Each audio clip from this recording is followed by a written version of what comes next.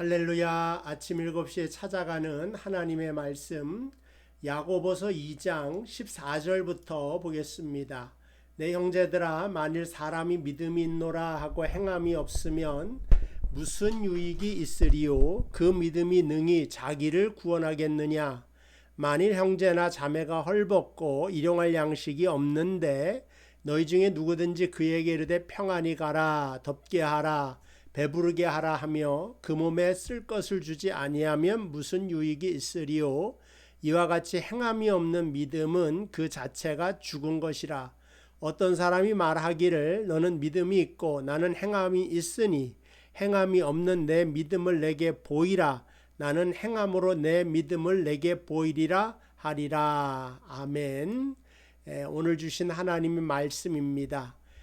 그냥 우리가 읽어도 그의 의미를 잘 알 수 있는 비교적 쉬운 말로 되어져 있습니다. 그러나 내 믿음을 보여봐라 라고 하는 이 말은 그렇게 가볍게 쉽게 받아들일 것이 아닙니다. 믿음을 어떻게 보일 수 있을까요? 14절에 보면 내 형제들아, 만일 사람이 믿음이 있노라 하고 행함이 없으면, 여기서 행함이라고 하는 것을 영어로는 이제 액션 이렇게 말을 하는데 좀 더 이렇게 움직임을 표현하는 방식으로 행함이 아니라 행동하는 것 정도로 번역하는 것이 좀 더 실제적이겠다 하는 생각이 좀 듭니다. 그렇죠? 그러니까 행동하는 것이 없으면 쉽게 말해 무슨 유익이 있으리요? 유익도 없고 그 믿음이 능히 자기를 구원하겠느냐? 너도 구원할 수가 없다. 이 말을 하고 있습니다. 그런데 이제 잠시 보면은 우리는 믿음으로 말미암아 구원을 얻는다라고 하는 확실한 복음의 내용을 가지고 있고, 이러한 관점에서 보면 오늘 행동하는 것이 있어야지 구원받는다라고 하는 이 전제가 조금 불편하게 느껴질 수도 있는 것입니다. 그런데 이 이야기의 행동의 강조점은 그 믿음이라고 하는 것을 강조하는 것에는 이게 별로 차이가 있지 않습니다. 우리 본문 하나를 우리가 보면은 거짓 선지자들을 삼가라. 이 거짓 선지자들이란 말 우리 많이 들어봤죠. 예수님께서 거짓 선지자들을 삼가라 이 말씀을 하는데, 속에는 이제 노략자 같이 양의 옷을 입고 노력하는 것이 굉장히 많다. 주님께서 이렇게 말하고 있습니다. 근데 사실은 여기서 나오는 거짓 선지자는 겉으로 볼 때는 굉장히 신실하고 경건한 사람이에요. 성경도 잘 외우고 잘 가르치고 율법적인 내용도 잘 지키는, 또 율법에 능통한 그런 사람인데, 예수님께서는 양의 옷을 입었지만 속에는 일이다 이렇게 표현하고 있거든요. 그러니까 그걸 봐서도 똑같은 거죠. 그러니까 야고보서에 있는 내용과 복음서에 예수님께서 거짓 선지자들을 삼가라 이 내용이 같은 것을 보게 됩니다. 그럼 뭐냐? 내가 믿음이 있고 행함이 없으면 그게 바로 거짓된 믿음이라는 겁니다. 그 사람이 거짓된 신자라고 하는 것입니다. 그러니까 오늘 야고보서에 행동하는 것이 있어야 된다. 믿음 속에는 이거는 참된 믿음이란 무엇인가에 대한 자세한 설명을 우리에게 주는 것이지, 믿는 믿음이 따로 있고 행동하는 믿음이 따로 있다는 것을 알려주는 것은 아니다 하는 겁니다. 또 예수님께서 말하기를 그들의 열매로 그들을 알지니 가시나무에서 포도를 엉겅퀴 해서 무화과를 따겠느냐. 뭐 상식적인 얘기죠. 그들의 열매로 그 과실의 내용을 알 수 있다라고 하는 것입니다. 그러니까 여기서 강조하고 있는 것은 바로 열매입니다. 그러니까 열매로 말미암아 그것의 본질을 알 수 있다는 거죠.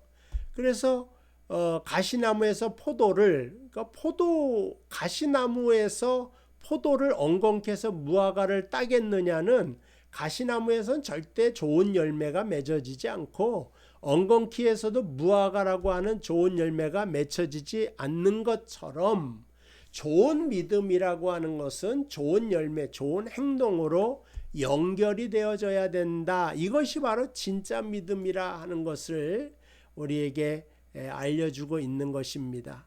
그래서 신앙생활을 십수년을 해도 열매와 삶의 변화가 나타나지 않는다면 내 믿음이 병들었거나 잘못됐다는 것을 의심해야 봐야 된다.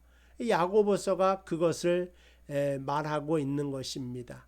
그래서 참된 믿음이라는 것이 뭐냐? 내 신앙에서 열매가 있어야 된다. 이런 말을 하게 되는 거죠. 그래서 주님께서는 좋은 나무보다 아름다운 열매를 맺고 못된 나무가 나쁜 열매를 맺나니 이런 말씀을 하시죠. 우리가 한국에서 배와 사과가 대표적인 과일 아닙니까? 근데 그 나무를 묘목일 때는 갖다 주면 잘 구분이 안 돼요. 제가 배 농사를 지어본 사람입니다. 사과 농사는 안 지어봤는데 집안에 예전에는 사과나무 큰 게 2개나 있었어요. 그런데 그 쬐끄만 묘목일 땐 이게 배나무인지 이게 사과나무인지 알 수가 없습니다. 근데 이게 자라나서 이제 한 5년 지나서 6년, 7년 되면 이제 열매가 맺히는데 그 열매를 보면 확실합니다. 이게 배나무였구나. 이게 사과나무였구나. 그러니까 그 사람의 본질을 뭘로 알아본다고요? 세상의 사람인지 예수님의 사람인지 사단의 사람인지 하나님의 사람인지 열매를 통하여 알아볼 수가 있다. 그것을 말해주고 있는 것입니다. 그러니까 우리가 성화를 말하거나 영화를 말하고 신앙적인 성숙을 이야기할 때는 이게 다 행동하는 믿음까지 내려가야 되는 것입니다. 그래서 여러분들이 올해 내가 참지 못했습니다. 그럼 내년에는 더 참지 못했습니다. 이거는 믿음이 성장이 아니죠. 믿음이 병들었거나 가짜 믿음입니다. 내가 오늘은 못 참았지만 내일은 더 참을 수가 있고 오늘은 미워했지만 내일은 사랑할 수가 있고 이런 거죠. 오늘은 내가 기도하는 사람이 아니었지만 내일은 기도하는 사람이고 내가 주일 성수를 아무렇지도 않게 여겼는데 주일 성수를 하고 주일날이면 내가 교회 가는 사람이다. 이건 다 행위요. 온전한 믿음으로 보이는 것들인 것입니다. 이런 변화가 있어야 되는 거예요. 물론 어떠한 그 종교적인 행위, 예배 참석, 기도하는 것, 이 한 가지에만 집중하다 보면 우리도 율법주의적인 사람으로 빠질 수가 있겠지만 그러나 여기서는 우리의 본질이 변화받아, 심령이 변화받아 우리의 말과 행동이 변화되는 것이 진실한 믿음이 된다고 하는 사실을 야고보서가 알려주기 위함이다 하는 겁니다. 예전에 그 초대교회 때 소아시아부터 시작해서 구라파는 그리스 철학, 헬라니즘이 굉장히 다 지배를 했던 시대 아닙니까? 그러니까 소피스트가 나온 게 그 궤변론자들이잖아요. 그 소피스트라는 게 진리가 어딨냐, 그 웅변술 이런 게 발달을 해가지고 그 변호하는 것. 그래서 오늘은 이랬다가 내일은 저랬다가 이 말장난을 통하여서 그 별증론을 통하여서 얼마든지 바뀔 수 있다고 생각하는 것이 헬레니즘 문화의 철학 속에 녹아져 있습니다. 그러니까는 이원론적인 생활 양식과 구조가 그들 생활 속에 이렇게 만연했다고 하는 거죠. 그래서 신앙의 고백과 삶이 얼마든지 다를 수가 있다. 현상과 진리, 사실과 어떤 진리적인 모습이 다를 수가 있더라고 하는 철학적인 사고가 있는데 거기에 커다란 원자폭탄을 터뜨려서 너희들의 그러니까 마음과 말과 행동이 일치돼야지. 그게 바로 아버지께서 원하는 진실한 믿음이 될 것이다. 알려주고 있는 것입니다. 그래서 오늘 15절에 보면 대표적인 예가 뭡니까? 우리 사랑한다, 사랑이 최고다 말을 했어요. 그걸 또 믿어요. 근데 14절에 내 형제들아 만일 사람이 믿음이 있노라 하고 행함이 없으면 무슨 유익이 있으리요 그 믿음이 능히 자기를 구원하겠느냐. 15절 만일 형제나 자매가 헐벗고 일용할 양식이 없는데, 여러분 뭐 헐벗고 일용할 양식 없으니까 굉장히 가난하지 않겠습니까? 그런데 만났어요. 이 사람이 첫 보니까 한 3일 정도는 굶었어요. 옷을 보니까 너무 남루해 가지고 다 떨어지게 됐습니다. 만났어요. 근데 어떻게 됐느냐, 너희 중에 누구든지 그에게 대해 평안히 가라. 평안히 가라라고 하는 것은 샬롬이라고 하는 우리가 좋은 말이 있는데 여기서 평안히 가라 그랬어요. 그러니까는 작별 인사죠. 근데 작별 인사인데 이 원문에서 보면 그냥 작별 인사가 아니라 당신과 나는 여기까지입니다. 우리 남녀가 사귀다가 헤어질 때도 여기까지 뭐 그런 것처럼 헐벗고 굶주린 당신을 내 인생에서는 내 눈앞에 더 이상 보고 싶지 않습니다. 그거를 아주 신앙적으로 포장을 해서 평안히 가라. 그러니까 이렇게 말한다고 하는 거죠. 그러면서 뒤에다 대고 말은 덥게 해라. 배부르게 해라. 식사 많이 하세요. 따뜻하게 오늘도 잘 보내세요. 그러면서 그 몸에 쓸 것을 주지 아니하면 무슨 유익이 있겠느냐. 필요를 채워줘야 되는데 채워주지 않고 내가 마음은 있지만 그 사람한테 어떤 행동을 하지 않으면 그건 유익도 되지 못하고 구원도 주지 못하는 것이다. 그래서 이것을 바로 죽은 믿음이라고 이야기하는 것이다. 그러니까 살아있는 믿음을 하나님 원하시지 않습니까? 그러니까 저는 인간적인 눈으로 여러분들을 바라볼 때 누구는 살아있는 믿음을 가졌고 누구는 죽은 믿음을 가졌고 판단하거나 심판할 수가 없습니다.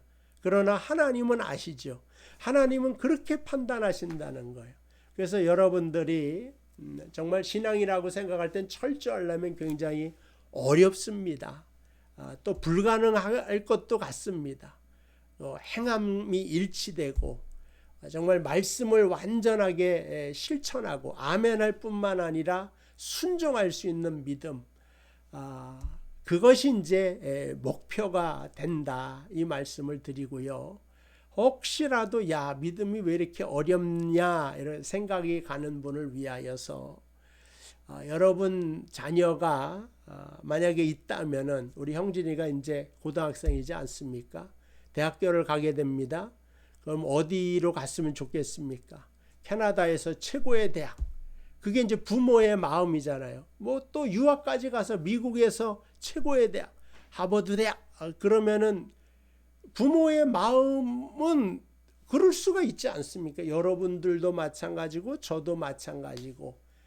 그런데 꼭 거기에 가야지만 내 아들이다. 이거는 아닌 거죠. 그래서 우리가 가야 될 목표 지점은 내 믿음과 행위가 일치가 되어 열매를 많이 맺추는 겁니다. 그러나 그러한 열매가 온전하지 못할지라도 그렇게 되기 위하여서 오늘을 쌓아가는 믿음, 오늘을 땀 흘려 최선을 다하여 예수 그리스도를 닮아가고자 하는 그 믿음을 가지고 오늘 하루도 살아낼 수 있는 여러분 되시기를 주님의 이름으로 축복을 드립니다. 우리 다 같이 기도하도록 하겠습니다. 하나님 아버지 감사합니다. 우리의 믿음이 마음에만 머물러 있는 것이 아니라 행동하는 곳까지 나아가서 참된 신앙의 열매를 다 거둘 수 있도록 인도하여 주옵소서.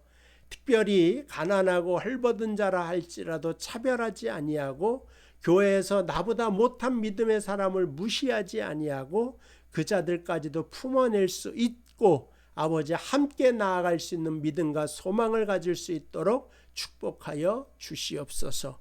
예수님의 이름으로 기도하옵나이다. 아멘. 감사합니다. 내일 이 시간 또 뵙겠습니다.